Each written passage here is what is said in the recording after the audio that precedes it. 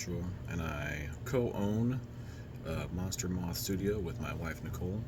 It's a Pokemon card selling business that we just launched officially probably like 2 days ago.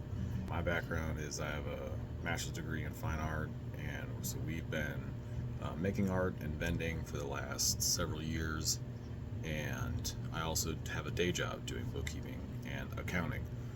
And I would say, what's it in December now? So probably 3 months ago, we introduced our kid to Pokemon. So introduced her, the show, and then the games, and then we're like, well, these cards exist. So would you like to look at these? So we bought some packs, and I collected Pokemon cards back in the 90s. So base set through Team Rocket, so Fossil Jungle. And then after Team Rocket, just got too old, kind of fell off. I think that's a typical story of everybody I've kind of been watching here on YouTube and other social media platforms. So we bought some packs, we opened them up, and she had a lot of fun, and we had a lot of fun. Nicole never collected Pokemon cards. She watched a little bit of the show, and I don't know how much of the game she actually played, but she found it a lot of fun to open up the packs and collect cards and stuff. And so we kind of just dove right in, just finding random things. Of course, 3 months ago was like the hype of Surging Sparks and Prismatic and all that, which we had no idea about. I had to hop on YouTube and learn everything that's completely changed about Pokemon cards in the last, whatever it's been, 20 something years, and it has changed a lot. So I had to do a crash course education on just all this stuff that had completely changed.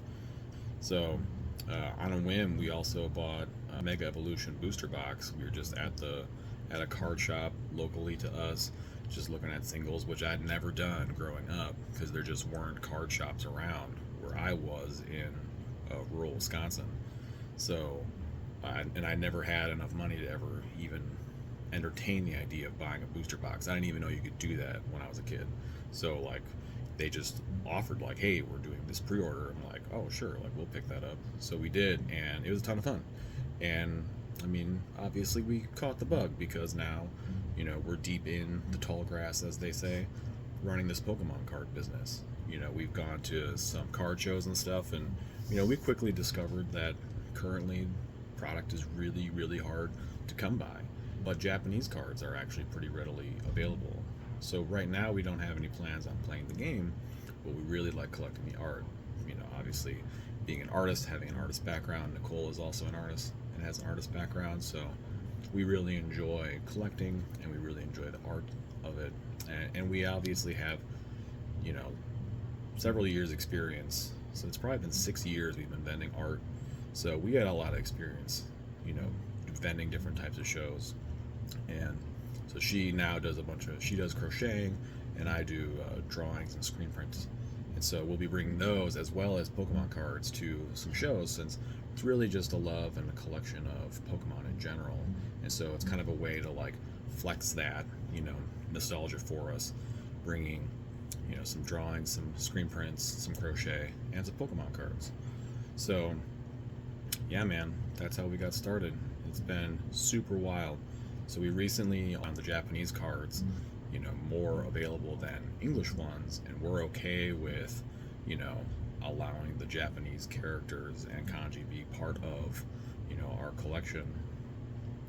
We were able to figure out how to contact some Japanese suppliers, and we actually do have our first round of Japanese booster boxes coming in. It'll be the Mega Dream set. We're super excited.